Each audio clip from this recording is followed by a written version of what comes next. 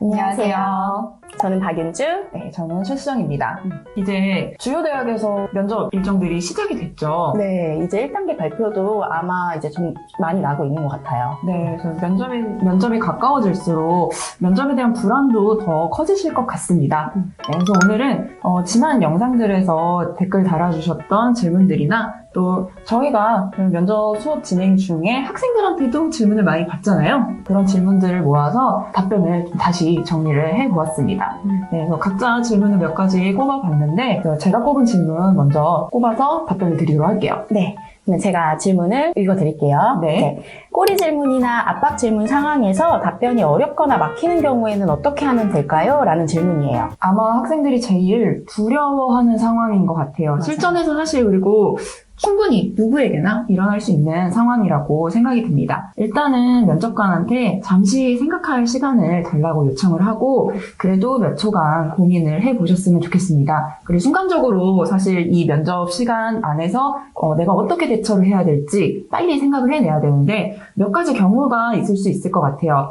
첫 번째는 정말 좀 어려운 내용에 대한 질문을 받았고 아직 내가 이해하지 못한 수준의 질문을 받았다면 이때는 솔직하게 일단 자신의 한계를 인정을 하는 것이 좋은 것 같습니다. 그렇지만 아예 포기를 해버리면 좋지 않은 것 같고요. 예를 들어서 학생들이 미적분 세특에 보면 공업수학에서 다루는 편미분 방정식들을 조사해봤다, 발표해봤다 이런 내용들이 많이 나오거든요. 이런 편미분 방정식에 대해서 상세하게 꼬리 질문을 하셨다. 네, 생각만 해도 충분히 모를 수 있죠. 끔찍하죠. 생각만 해도 끔찍하죠. 네. 그렇다면 여기에 대해서 내가 정확하게 답변을 할 수는 없지만 제가 면접관님께서 질문 주신 내용까지는 다 이해하지 못했지만 그래도 해당 식이 어떤 경우에 활용이 되고 어떤 값을 나타내는지는 알고 있습니다. 이런 정도까지라도 답변을 해주면 사실 괜찮은 점수를 받을 수 있을 것 같습니다.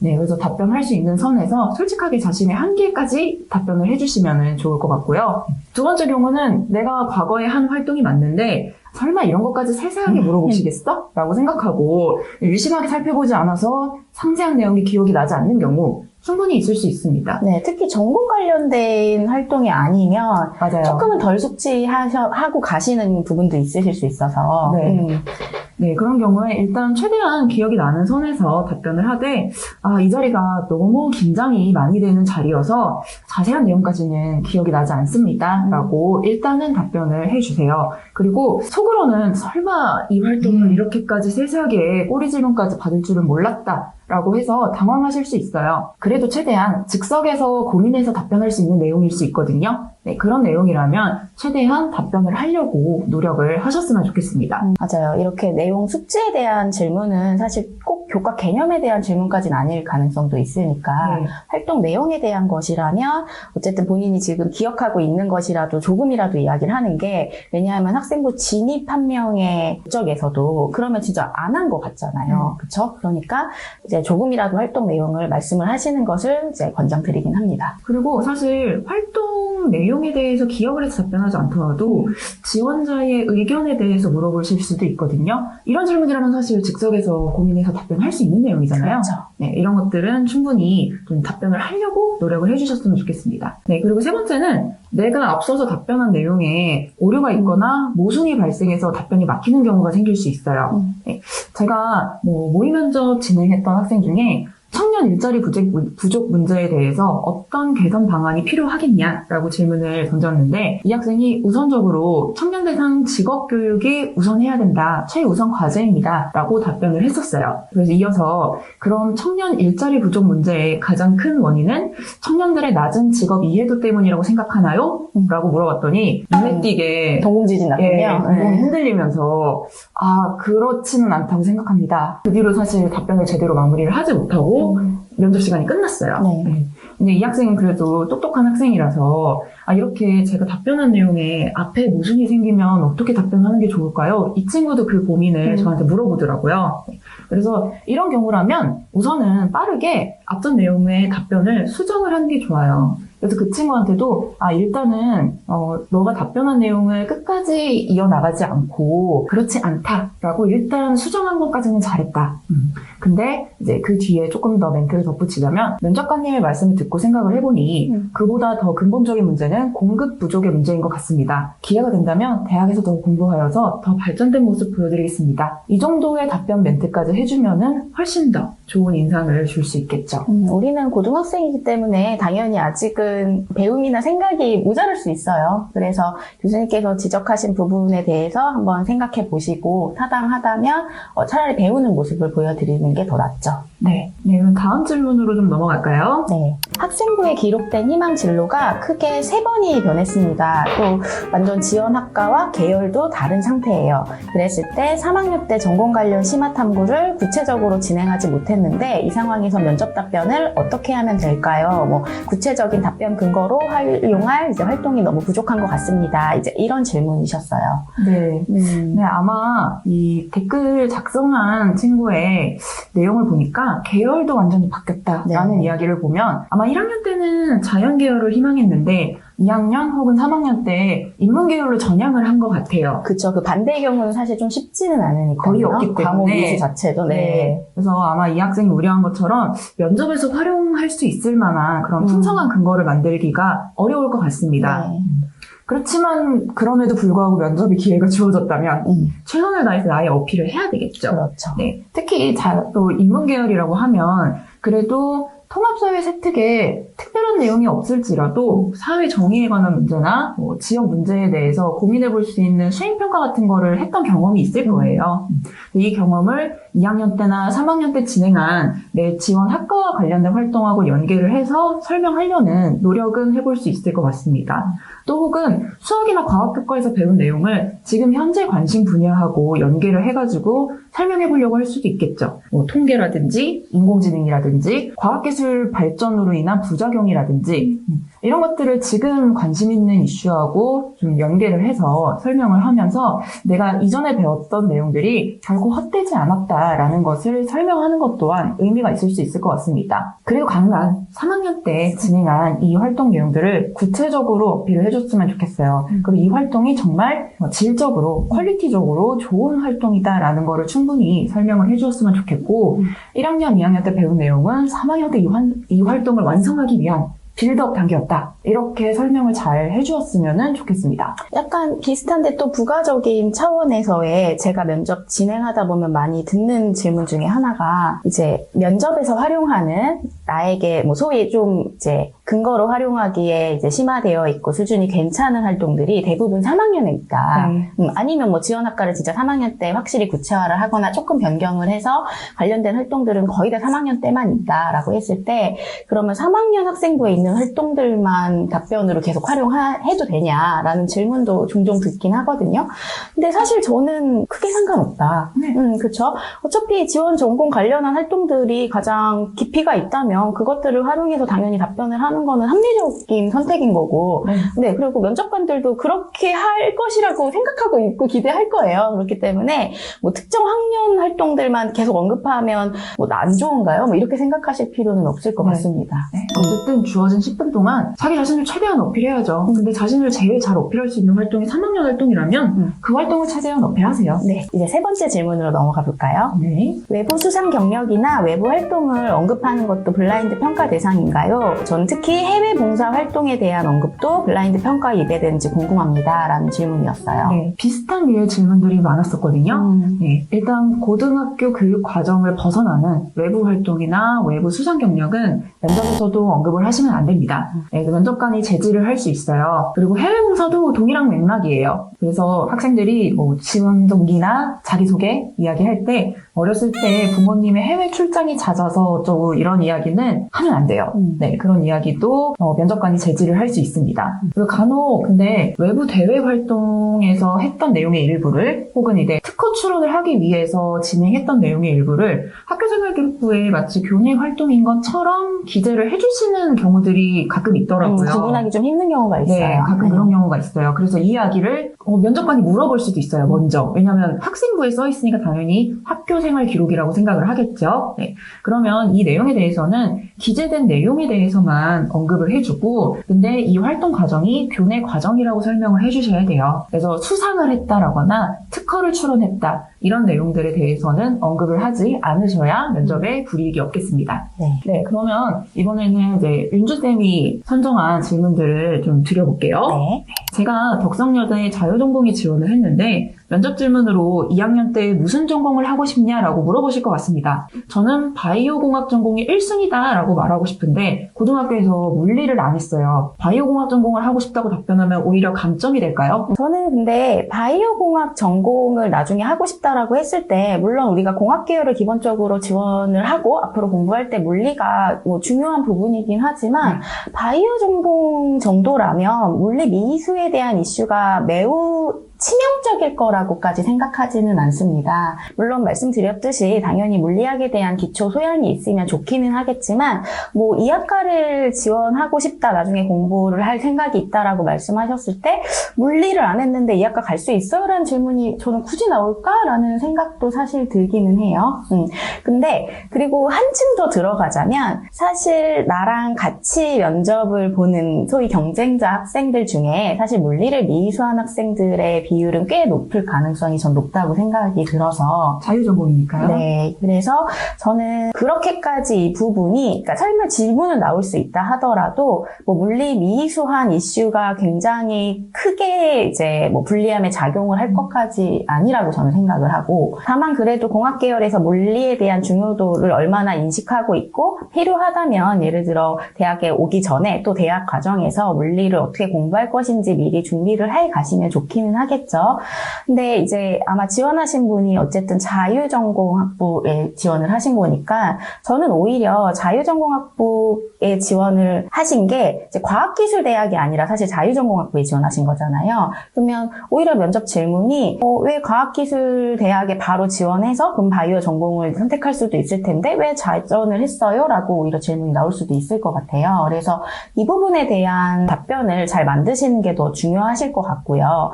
특히 자유전공학부에서 공부할 때 이제 자신이 관심 있는 분야, 뭐 바이오 전공과 관련된 분야를 이제 진입하기 전까지 어떤 학업 계획을 본인이 좀 세우고자 하는지, 그래서 자유전공학부를 얼마나 의미 있게 조금 활용하고자 하는지를 답변을 준비하실 때 거기에 집중해서 준비를 하시는 게 더 의미 있지 않을까라는 생각이 듭니다. 네. 어쨌든 학생부에 바이오 전공에 대한 게 굉장히 많이 드러나는 상황인가 봐요. 그래서 그런 상황이라면 누가 봐도 학생부에 바이오 공학 하고 싶어 하는데 사실 다른 걸 하고 싶다라고 이야기를 하는 거는 그것도 좀 너무 속이 빠르게 보이는 것 같고 자유전공 학부니까 1학년 때 좀 대학 물리 수업에 대해서 더 열심히 공부를 하겠다라고 밝혀주시면 더 좋지 않을까요? 두 번째 질문 한번 읽어주세요. 가천대학교 클라우드공학과 1차를 합격을 했는데 작년에 나온 학과이다 보니까 면접 후기나 자료가 별로 없어요. 어떻게 준비하면 좋을까요? 근데 이제 학생들이 이렇게 면접 후기를 일단 많이 찾아보기는 하더라고요. 네. 그리고 많이 이제 참고하려고 하기는 하는데 저는 뭐 이게 무의미하다고 생각하지는 않으나 일단 기본적으로 학생부 기반 면접이기 때문에 본인의 어쨌든 면접 질문은 그 후기에서 본 거와는 사실 전혀 다른 질문이 나오겠죠. 그래서 일단 기본적으로 저는 참고사항이긴 하나 면접 후기 같은 것들은 이제 면접을 진짜 준비하는 과정에서 가장 중요한 건 본인 학생부에 대한 숙지와 그 특히 전공과 관련된 내용들에 대해서 숙지를 잘하고 교과 개념 같은 것들에 대해서 공부를 철저히 해놓는 게 일단 가장 중요하다. 그러니까 본인 학생부 기반으로이니까 일단은 면접 후기도 중요하긴 하지만 본인 학생부에 집중을 하셔라라는 말씀을 일단 드리고는 싶고 다만 면접 후기는 저는 뭐 친구들이 찾아보는 심리도 당연히 이해는 하고 저도 찾아봐요. 저도 찾아봐요. 저도 면접 수업할 때 다른 학교 혹시 뭐 후기가 있나 이런 거를 찾아보는데 그거를 찾아보는 목적은 사실 그 면접의 방법이나 흐름이나 그다음에 뭐 작년의 분위기는 좀 어떠했는지 정도를 파악하려고 하는 거지 사실 면접 문제에 세세하게 뭐가 나왔는지를 그거는 뭐 그 학생부마다의 질문이 다른 거니까 그거는 사실 참고사항인 것 같고요. 저는 공통질문 정도 같은 경우에서는 좀 예를 들어 특이한 걸 묻는 학교들이 것들이 있으면 그 정도는 좀 체크를 할 수는 있을 것 같아요. 선생님은 면접 후기 어떻게 좀 참고를 하세요? 예를 들어서 지금 가천대학교 작년에 신설된 학과를 1차를 붙으셨다고 했는데 그러면 가천대학교의 공학계열 면접 후기들을 좀 찾아볼 것 같습니다. 네. 그래서 같은 학과 면접이라고 하더라도 작년의 면접 상황과 올해의 면접 상황은 다를 수 있기 때문에 면접관도 바뀔 수 있으니까요. 그래서 어차피 그 학과에 대한 면접 후기만 찾아보는 거는 좀 제한적인 것 같고요. 공과 계열 혹은 자연 계열에 해당하는 많은 면접 후기들을 참고하시면서 이런 질문을 하는 면접관도 계실 수 있구나 이런 것들을 좀 넓게 찾아보셨으면 좋겠어요. 맞습니다. 자, 다음 질문 넘어갈까요? 다음 질문은 좀 가벼운 질문이죠. 네, 추운데 면접 복장 어떻게 입고 가면은 적절할까요? 네. 면접 복장에 대한 질문, 면접 수업하다 보면 정말 학생들이 많이 물어봐요. 학생들도 많이 물어보더라고요. 네, 맞아요. 그래서 되게 고민이 많구나, 이런 생각이 드는데, 저는 일단 가장 중요한 거는 본인의 고등학교를 특정할 수 없는 옷이어야 된다라는 것이고, 사실 그것만 이제, 지켜진다면, 그 다음부터는 사실 상식선에서 학생다우고, 가급적이면 조금 차분한 색상의 옷이면, 뭐 괜찮다, 뭐 어떤 것도 상관없다라고 생각하고요. 근데 제가 이렇게 말씀드리고 지금 입은 아주 편한 티셔츠 입고 가도 되라고 저는 심지어 얘기하는데도 그냥 다들 마치 국룰처럼 유땡땡로의 이제 브랜드에 왜냐하면 이제 가장 상표가 없고 그래서 그런 것 같아요. 무난하니까. 노출되어 있는. 그래서 그 브랜드의 남방이나 그냥 면바지 같은 것들을 차분한 색깔로 잘 맞춰서 입고 오시는 게 보통의 이제 면접 상황에서 많이 본 상황인 것 같아요. 그 요새 여학생들은 화장하고 가도 되냐고 많이 물어요. 맞아요. 가벼운 투명 메이크업 정도 해주시면 좋을 것 같습니다. 근데 너무 과한 화장은 조금 지양하시는 것을 권장드리기는 하고요. 네, 다음 질문 넘어가 볼까요? 네, 치아 교정 중이라 발음이 좀 좋지 않은데 면접을 시작하기 전에 제가 치아 교정 중이어서 발음이 조금 좋지 않은 점 양해 부탁드립니다 라고 말씀드리고 시작해도 될까요? 그리고 만약에 이 말을 한다면 어느 시점에서 어느 타이밍에서 말씀드리는 게 좋을까요? 되게 어떻게 보면 되게 사소한 좀 상황이잖아요. 근데 이런 것들을 어떻게 대처하면 좋을지가 진짜 학생분들이나 학부모님들은 되게 고민이신 것 같아요. 왜냐면 이게 나의 인상을 좀 안 좋게 한다라고 좀 우려가 될 것 같아요. 그래서 저는 일단 기본적으로 대학 면접은 우리가 뭐 지금 아나운서를 뽑거나 연설가를 뽑는 면접은 아니잖아요. 그러니까 일단 당연히 면접에 있어서 합불에 영향을 미치는 가장 결정적인 요소는 답변을 얼마나 충실하게 하느냐. 그러니까 특히 교과 개념이라던가 본인이 탐구했던 것과 관련돼서 얼마나 특히 지식적인 부분이 잘 갖춰져 있느냐 이런 부분이 가장 중요한 것 같은데 근데 그럼에도 불구하고 어쨌든 이제 답변을 하는 학생도 그렇고 뭐 면접관도 그렇고 또 말을 뭐 매끄럽게 잘하면 그게 또 좋죠. 뭐 사실 면접관 입장에서도 그렇죠. 너 나쁠 건 없으니까요. 그래서 그런 차원에서 근데 이제 내가 발음이 부정확한 게 좀 이제 불리하지 않을까요? 이렇게 걱정을 많이 하시는 것 같아요. 저는 큰 영향을 사실 미치진 않을 거다. 그 다음에 아마 이야기를 하는 과정에서 발음이 좀 부정확하면 사실 부정확하다고 알긴 하겠죠, 면접관도. 좀 발음이 부정확하네 라고 생각하고 좀 관찰력이 있거나 이렇게 눈에 좀 띄면 교정을 하는구나 라고 아마 인지하기도 할 거예요. 그래서 저는 사실 뭐 그걸 꼭 말씀을 드리냐 안 드리냐는 중요한 문제는 아니라고 생각하긴 하는데 만약에 학생 본인이 본인 스스로 생각하기에 이게 나에게는 너무 약점이고 내가 스스로 생각하기에 지금 현재 난 너무 불편하다. 그래서 꼭 얘기해주고 싶은 상황이다라고 하면 또 그 마음을 이해 못하는 건 아니거든요. 그러면 저는 시점은 그래도 초반이어야 될 테니 아마 학교마다 다르겠지만 어떤 면접장은 들어가면 아이스 브레이킹 형식의 작은 스몰톡이 있을 수도 있어요. 그래서 그런 스몰톡을 나눌 때 죄송한데 제가 좀 교정을 하여서 발음이 부정확한 부분이 있을 수 있습니다. 그래도 최대한 열심히 답변하겠습니다. 라고 그때 언지를 드리거나 아니면 만약에 그런 스몰톡 시간이 없이 바로 그냥 앉자마자 뭐 지원 동기 뭐 이런 식으로 이제 첫 번째 질문이 나갔다라고 했을 때는 그 첫 번째 질문을 시작하기 전에 잠깐 짧은 말씀만 드려도 될까요? 하고서는 뭐 그 말씀을 드리고 시작하시는 방법은 있을 수는 있을 것 같아요. 네. 저는 개인적으로는 정말 면접에 유의미한 영향을 주는 상황이 아니기 때문에 네, 저도 교정해봤거든요. 네, 맞아요. 네, 이게 면접에 그 영향을 주는 요소는 아니에요. 그런데 이 이야기를 한다 안 한다는 사실 면접 과정에서는 중요한 부분이 아니기 때문에 10분이라는 면접 시간 동안에 이 멘트를 쓰는 것도 어쨌든 내 시간을 할애하는 거다. 근데 이게 맞아요. 할애할 만큼의 임팩트가 있는 내용인가를 생각하면 굳이 안 하셔도 되지 않을까라는 생각이 들기는 합니다. 맞아요. 그리고 오히려 면접관도 꼭 예를 들어서 뭐 성격마다 다르긴 하겠지만 어떤 면접관은 굳이 왜 알려주지? 이렇게 생각하실 수도 있거든요. 너무 억까 아니에요? 아니에요.